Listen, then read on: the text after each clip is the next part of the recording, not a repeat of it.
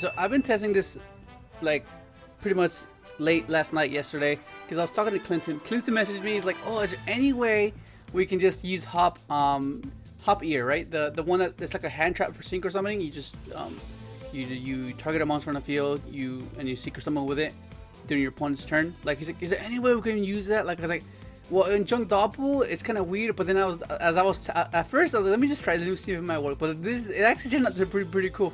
Of course, the dynamic of the build is quite different. It's not as aggressive. It's a bit more conservative because you have to. Well, you just go ahead and watch, and you'll see exactly what I mean. Okay, so look at this. Okay, so you have the back to the front to be able to like exile synchro more than once. So like bring back a formula, bring back an Excel, just revive anything basically. Like being able to revive a crystal wing, or it just adds recursion to the deck a bit. Of course, it's a bit slow because it's a trap and it requires you to like initially have some sort of setup. But what I noticed is like on paper, like just on face value, it seems really slow. But in practice, it seems like it's actually not that bad, because like you'll hinder your opponent, you bring back that one level 2 that you need. Like like I said, at first it seems like, okay, this is hell slow. Like there's no way your opponent's gonna let you live long enough for you to resolve this.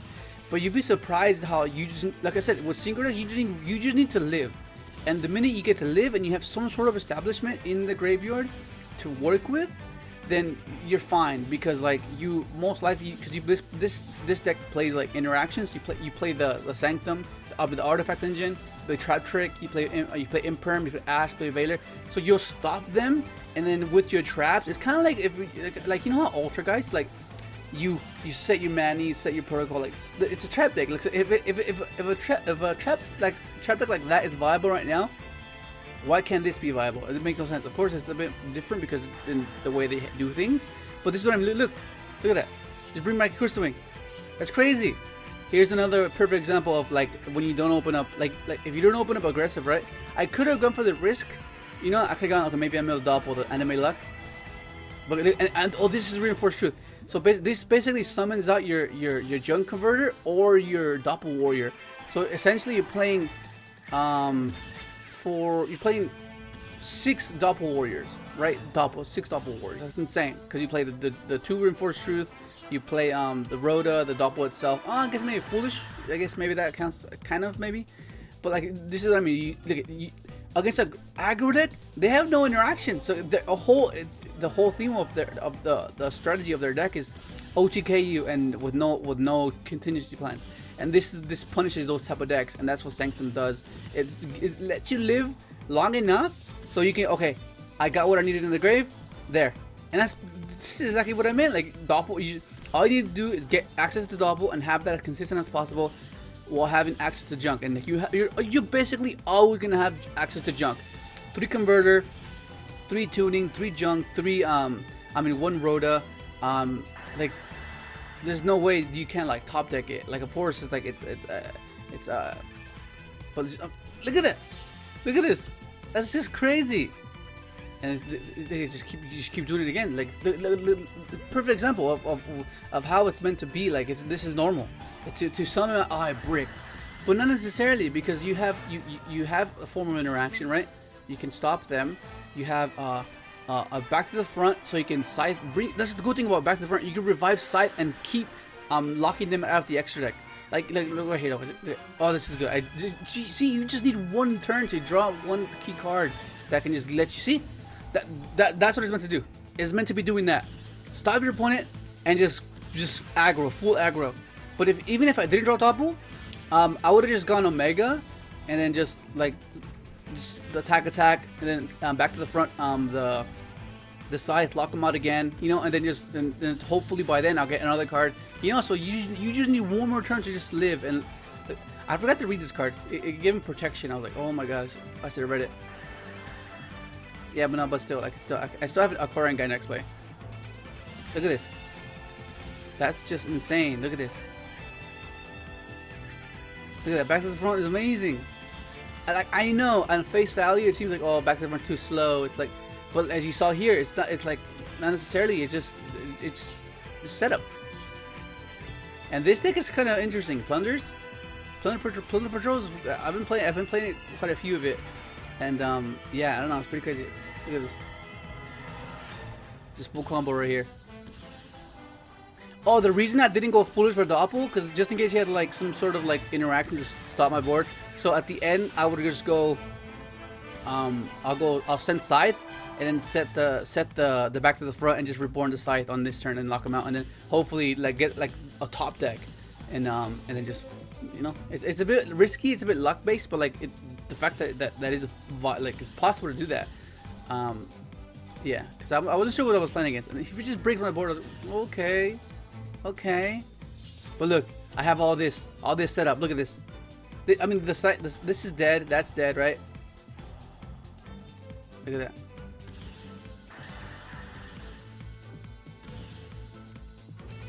Look at that. Look at this. That's crazy. Just revive any of your synchros. Reviving a Crystal Wing is no joke. Like, it isn't. It's just a 3k beater that negates effects and it gains attack. So it's like, it's a complete on board like on its own. It's crazy. Look at this. That's crazy. Look at this. Oh man, look at that. Just negate it. Just banishes. Look at that. Look at this. That's crazy, right? That's crazy. And this guy, I don't know what this guy was doing. I'm not sure. I'm pretty sure this is full combo. This is full combo, but he went hella greedy. I'm not sure if he was meant to be doing this. Like, I'm not sure if that's right. I don't think that's right. I don't mean anything. I just said pass. It was a 50-50 chance, right? That's what it came down to. 50-50 chance. So I ended up scything him. But that's what Yugioh is. Sometimes you just have these weird scenarios where it comes down to chance. Like, okay, if he doesn't hit it, then I win. If I don't, I lose. But the fact that is a realistic scenario that we are all in and we're all capable of doing. And he didn't use Brax effect, which is really weird. Ash, like, done. This one was pretty crazy as well, because I'm playing against Sky Striker. Like, people start trying to play Sky Striker, but like, look at this. He has Crow, he has Strike, Ego Booster. So like since when you open like that, you have to make sure your interactions are very important. So I'm not sure if, like, look at his Crow. I call by, like, call by. Oh, amazing. Negates it. It's a bit weird. You see what I mean? Like, it's really weird. Like, I don't see what it was. I was thinking he might strike this. That's why I went drag it to negate like an anchor or something. And he didn't negate this either. So I think he was like, I'm not sure what his thought process behind this was. Because I think he's just waiting for me to go for the Quasar or the Blazer and then just negate that big investment. But once I started not going for the Quasar, I mean, I guess I kind of went for the Quasar kind of in a way, because I ended up going for Starlight Warrior. But they assume that he strikes this. I was like, oh, not bad. I'm not sure if that's what he intended to do, or, you know, I mean that's what I would do, like, playing against his deck. But it'd be kind of risky, because like, what if I don't and I just go attack? Like, you just lose. Look at this. That's crazy. It's kind of weird. It's kind of weird because right here I was trying to use my trap trick to go like just shotgun the Sanctum, and it just wasn't giving me the chance to respond. So I was like, oh my god, it's just so annoying. That's one thing I hate about these simulators. Like, you're always looking at like how you want to use them, but you can't. Even if you have always chain, it's like it's not meant to be doing that, you know. Then go end phase, right? Look at this. What did I revive again? I think I revived. Yeah, I revived Formula Synchron. Go ahead. And look at that. Summon. He has Anchor. He has Shark Cannon. So I was like, well, what can I do? I mean, here we go. Look at this. Trishula. Get rid of his Ray. Get rid of his roll, because that's how he just recurs his mansions, but he just won't be able to do that. Right here, I was like, maybe I wasn't sure if Rose floated, but like off by 500, like it's over. Like, what's he gonna do? And then they go ahead and play against Time Lords. Like, what is this meant to be doing? Like, I mean, Kaiju's annoying, It's a good thing that I don't just end on just one big boss monster. I end up like on a board of interactions, so it doesn't do as hard to kaijus.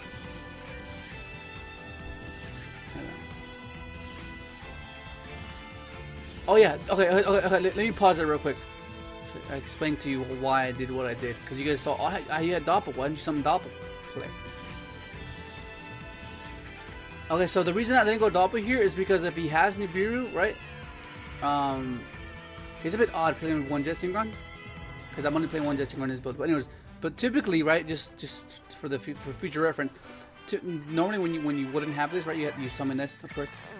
You keep it up one hand in case they have Nibiru, so you can like the Jet will go to grave, you pitch for Jet and special the Doppel from hand, and then just continue synchro summoning from there. And if he doesn't do that and he's trying to like just hold on to it, you're gonna use Floor Synchro's effect, and then that's how you summon your Doppel once the coast is clear. You see what I mean? Look. See? Summon and then summon Doppel. See, the coast is clear because you can stop Nibiru with Crystal Wing, and then you just continue from there. And have Sanctum. This can be a Sanctum. This could be a Callback. No, Imperm. Back to the front. Yeah, it's back to the front. Do this. And then do this. Trishula. How cool is that, dude? How cool is that? That's your form of interaction. It's hard to play around as well. Look at that. And then this is against Dark Lords. I'm not sure what they're meant to be doing, but like, look at this.